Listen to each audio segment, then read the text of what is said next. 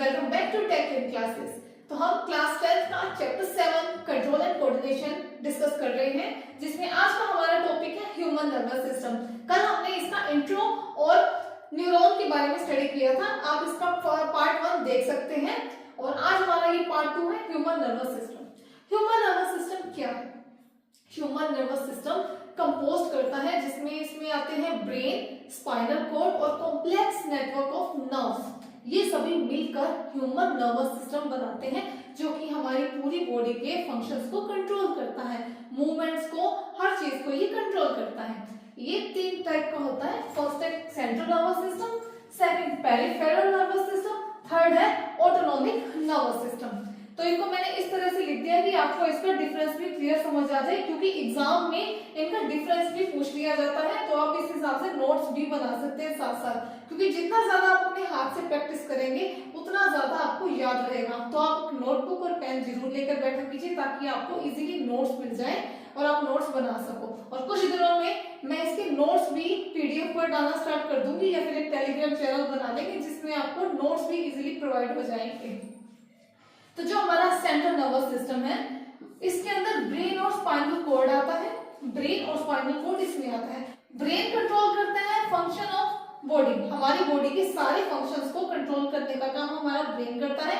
जैसे मैं बोल रही हूँ, मेरे हाथ हिल रहे हैं, मैंने कुछ लिखा या मैं चल रही हूँ, ये सभी काम को जो कंट्रोल करने वाला है वो ब्रेन है हमारा। उसके बाद है स्पाइनल कॉर्ड। स्पाइनल कॉर्ड एक रिले चैनल के जैसे काम करता है for signals between the brain and the peripheral nervous system. Brain और पेरिफेरल नर्वस सिस्टम के बीच में ये एक रिले चैनल का काम करता है, जो कि सिग्नल्स का काम है। उसके बाद है हमारा पेरिफेरल नर्वस सिस्टम। इसके अंदर आते हैं हमारे क्रैनियल और स्पाइनल नर्व्स। क्रैनियल नर्व्स होती हैं जो नर्व्स हमारे ब्रेन से आती हैं, और स्पाइनल नर्व्स होती हैं जो स्पाइनल कॉर्ड से नर्व्स आती हैं।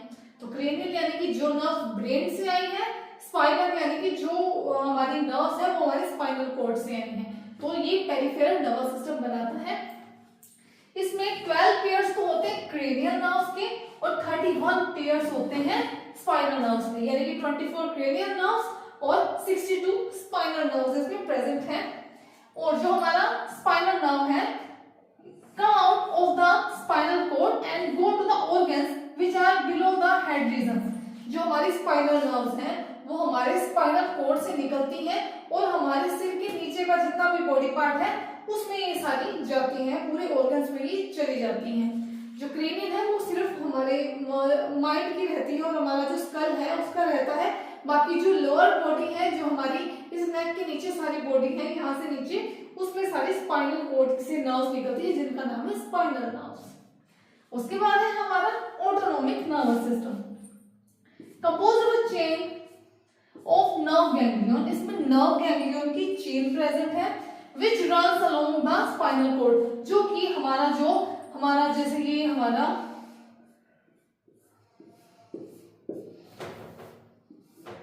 ये बॉडी है, तो ये हो गया ब्रेन। ब्रेन के अंदर ये जो हमारी वर्टिब्रल कॉलम है, इसके अंदर ये हमारे स्पाइनल कॉर्ड प्रेजेंट है, जो हमारी बैकबोन जिसे बोला जाता है, इसके अंदर स्पाइनल कॉर्ड प्रेजेंट है। और जो चेन ऑफ गैंग्लियन है वो इसके साथ में ही रन करती है हमारे स्पाइनल कॉर्ड की। It controls all the involuntary actions in the human body, जैसे कि रेस्पिरेशन एंड हार्ट बीट। हमारी बॉडी में 2 तरह के एक्शंस होते हैं, एक होता है वॉलंटरी, एक होता है इनवॉलंटरी। इनवॉलंटरी एक्शंस वो होते हैं जो हमारे कंट्रोल में नहीं होते हैं, जैसे रेस्पिरेशन। हम अपनी सांस कितनी देर तक रोक सकते हैं? ज्यादा से ज्यादा मेरे ख्याल से कोई भी इंसान 5 to 7 मिनट्स तक मैक्सिमम अपनी सांस रोक सकता होगा, इससे ज्यादा नहीं, क्योंकि ये हमारे कंट्रोल में नहीं है।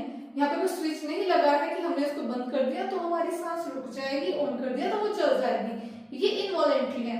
हमारा हार्ट हर टाइम बीट करता रहता है, हमारा हार्ट बीट करता है हर टाइम। इस समय भी आप चेक करोगे तो आपका हार्ट बीट कर रहा होगा, सांसें चल रही है हमारी।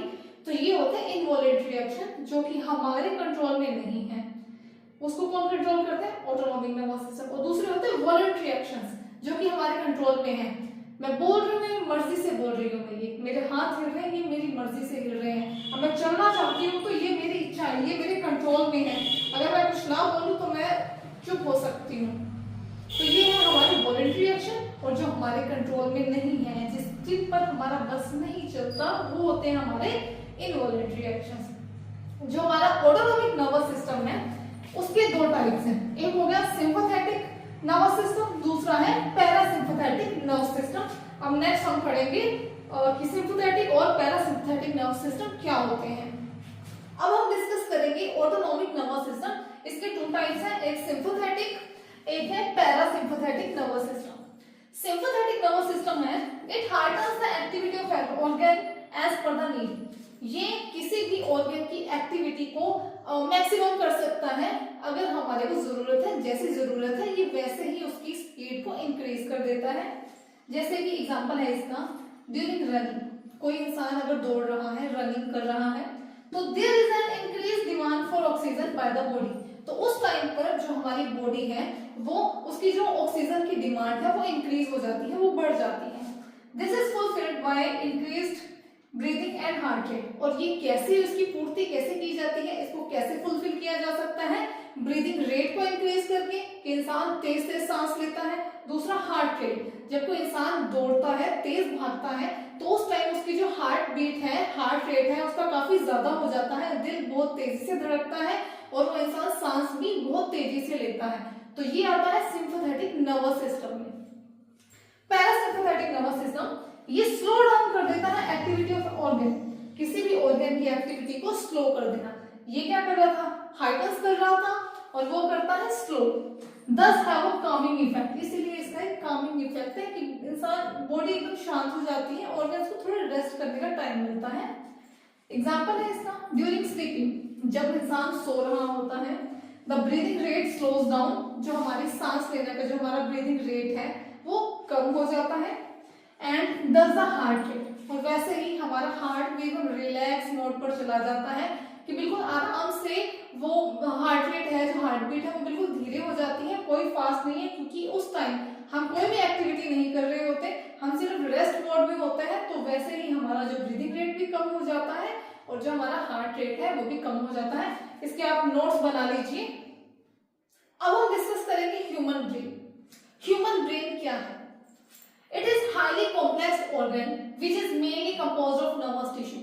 ये बहुत ही कॉम्प्लेक्स ऑर्गन है जिसमें मेनली सबसे ज्यादा पाया जाता है nervous tissue. The brain is covered by 3 layered system of membranes. जो हमारा ब्रेन है वो 3 लेयर, जैसे कि ये मान लो ये हमारा ब्रेन है, ठीक है, तो ये 1 2 एंड 3, इस पे 3 लेयर्ड सिस्टम ऑफ मेम्ब्रेन से ये कवर्ड है। ये ब्रेन के अंदर वाला हिस्सा है। चलो हम एक रफ डायग्राम में बना देती हूँ ब्रेन का, एक रफ डायग्राम है, इसके बाद मैं आपको अच्छे से इसका डिटेल्ड लेबर डायग्राम समझा दूंगी। ये एक बार इस ड्राइंग को माइंड मत कीजिएगा। जो हमारा ब्रेन है उसमें 3 लेयर्स ऑफ मेम्ब्रेन है जिसको मेनिंजेस बोला जाता है, मेनिंजेस। उसके बाद है cerebrospinal fluid is filled between the meninges, और इन तीनों लेयर के बीच में एक सीएसएफ यानी कि सेरेब्रोस्पाइनल फ्लूइड फिल्ड होता है। इसका क्या काम है सेरेब्रोस्पाइनल फ्लूइड का? CSF provides cushion to the brain against mechanical shocks। कभी हमें झटका लगे हमारे दिमाग को तो ये जो मेम्ब्रेन, ये जो है, इसको बोला जाता है नर्वस टिश्यू। मेनली जो ब्रेन है हमारा नर्वस टिश्यू का बना है, तो ये नर्वस टिश्यू है कि इस ब्रेन को कोई नुकसान ना हो, कोई शॉक ना लगे, इसीलिए इन 3 लेयर्स में जो मेनिंजेस हैं उसके बीच में CSF सेरेब्रोस्पाइनल फ्लूइड पाया जाता है किसी भी मैकेनिकल शॉक से ब्रेन को प्रिवेंट करने के लिए। और जो ब्रेन है वो 3 पार्ट्स में डिवाइडेड है, एक है फोर ब्रेन, दूसरा है मिड ब्रेन, तीसरा है हिंड ब्रेन। जो ये आगे वाला सारा पार्ट है इसको तो बोलते हैं फोर ब्रेन, बीच में एक सेंट्रल पार्ट होता है जिसको बोला जाता है मिड ब्रेन, और पीछे यहाँ पर जिसको छोटा दिमाग भी कहा जाता है वो यहाँ प्रेजेंट है हिंड ब्रेन। अब नेक्स्ट हम इस पर स्टडी करेंगे। अब हम डिस्कस करेंगे इसका पूरा डायग्राम, ब्रेन का लेबर डायग्राम, क्या फंक्शंस हैं, इनके अलावा ब्रेन में क्या क्या पार्ट्स पाए जाते हैं। अब हम डिस्कस करेंगे ह्यूमन ब्रेन। ये ह्यूमन ब्रेन का डायग्राम है। स्टार्टिंग में इसके फोर ब्रेन प्रेजेंट है। फोर ब्रेन के बाद हमारे hypothalamus, pituitary gland, thymus gland, hindbrain में आते हैं pons, medulla and cerebrum. Cranium है स्कल, जो कि हमारी बोनी स्ट्रक्चर है, हमारे ब्रेन को, सेरेब्रम को प्रोटेक्शन प्रोवाइड करती है। फिर है हमारा सेरेब्रम, जो कि largest part of the brain है, जो कि मोस्टली देखो आप, जो हमारा ह्यूमन ब्रेन है ये सेरेब्रम से ही भरा हुआ है। उसके बाद है हमारा मिड ब्रेन, जो कि यहाँ प्रेजेंट है। फिर हमारा स्पाइनल कॉर्ड है। तो ये है हमारा ह्यूमन ब्रेन का डायग्राम। तो अब हम इसके एक एक पार्ट को अच्छे से डिस्कस करेंगे, हर किसी की वर्किंग देखेंगे कि क्या क्या ये फंक्शंस करते हैं। पार्ट्स ऑफ ब्रेन, सबसे पहले हम डिस्कस करेंगे cerebrum. Cerebrum largest part of human brain है। मोस्ट ऑफ द जो हमारा ब्रेन है उसमें सेरेब्रम पाया जाता है। इसका काम क्या है? एक वेरियस पर्पस है इसके, बहुत सारे काम ये करता है, जैसे कि reasoning, logic, visual processing, emotion, speech, recognition of auditory and taste, किसी आवाज को पहचानना, किसी टेस्ट का पता लगाना, बोलना, इमोशंस, रोना, हंसना, विजुअल प्रोसेसिंग, जो कोई हम फोटो देखते हैं तो उसको पहचानना कि ये कौन है, रीजनिंग करना, लॉजिक निकालना बाद में, ये सभी काम हमारा सेरेब्रम करता है। तो मोस्ट ऑफ द वर्क जो है वो सेरेब्रम ही करता है, इसीलिए वो लार्जेस्ट पार्ट है ह्यूमन ब्रेन का। उसके बाद है हमारा हाइपोथैलेमस, ये lies at the base of cerebrum, cerebrum के नीचे पाया जाता है। Control sleep and wake cycle, हमारा सोना और जगने की जितनी भी साइकिल है, कितने आवर्स हमने स्लीप लेनी है, उसको ये कंट्रोल करता है।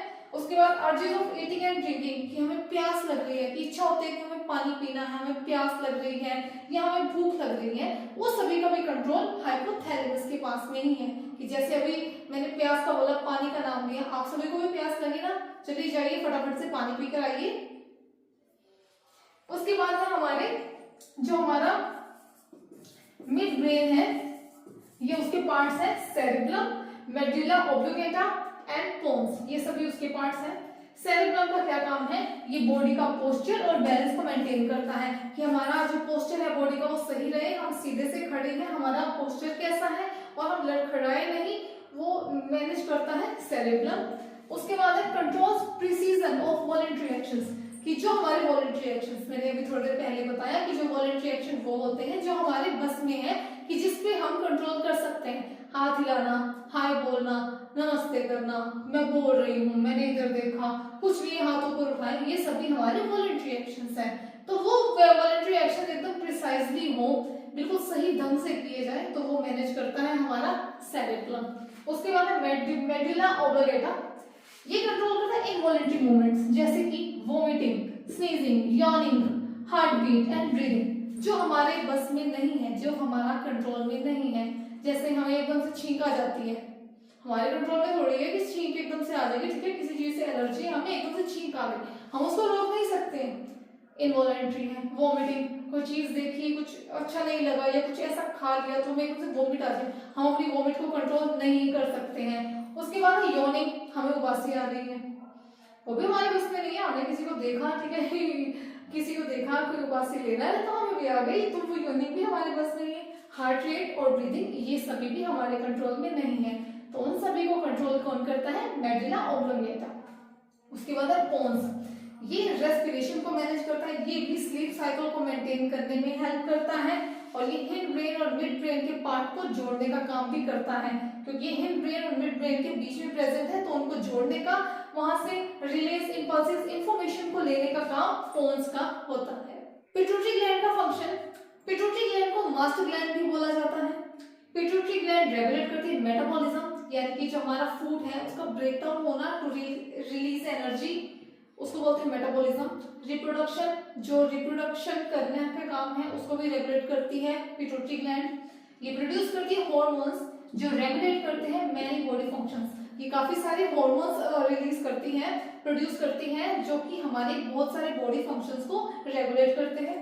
उसके बाद spinal cord, it controls all the reflex actions, reflex actions, गर्म को हाथ लगाया, फटाफट से मैंने हाथ हटा लिया ताकि मेरा हाथ जल ना जाए, ये है रिफ्लेक्स एक्शन। तो ये रिफ्लेक्स एक्शंस को कंट्रोल करता है और कंडक्ट करता है message between different parts of the body and brain. हमारी बॉडी में जितने भी ऑर्गन्स हैं, हर किसी से जो भी मैसेजेस हैं वो ब्रेन तक ट्रांसफर करने का, इंफॉर्मेशन कलेक्ट करने का काम कौन करता है? Spinal cord. इसकी नर्व्स हमारी पूरी बॉडी में फैली हुई हैं, कि अब अगर मैंने किसी गर्म चीज को, हॉट ऑब्जेक्ट को टच किया यहाँ से न्यूरॉन्स जाएंगे मैसेज लेके कि स्किन को हार्म हो रहा है, कि किसी गर्म ऑब्जेक्ट को टच कर दिया गया है, और हमारे न्यूरॉन्स पहुंचेंगे अंदर स्पाइनल कोड की तरफ हमारे, और उसके बाद मैसेज आएगा कि वहां से हाथ हटाना है और हम फटक से हाथ हटा देंगे। ये within a few milliseconds होता है कि हमें पता भी नहीं चलता। मिली सेकेंड्स भी बहुत पॉइंट 0.0001 मिली सेकेंड में ये काम हो जाता है। आई होप आपको आज का वीडियो समझ आया होगा। ब्रेन का जो हमने फंक्शन पढ़ा है, सारे पार्ट्स पढ़े हैं, आपको क्लियर हो गए होंगे। अगर कोई टॉपिक आपको समझ नहीं आया आप कमेंट कर सकते हैं, और प्लीज आप नोट्स साथ में जरूर बनाते रहिए। बोर्ड्स काफी नजदीक है, एग्जाम्स आने वाले हैं, तो आप अच्छे से अपनी तैयारी कीजिए। वीडियो अच्छी लगी तो वीडियो को लाइक करें, चैनल को सब्सक्राइब करें। अब मिलते हैं अगली वीडियो में, तब तक के लिए बाय, गुड नाइट।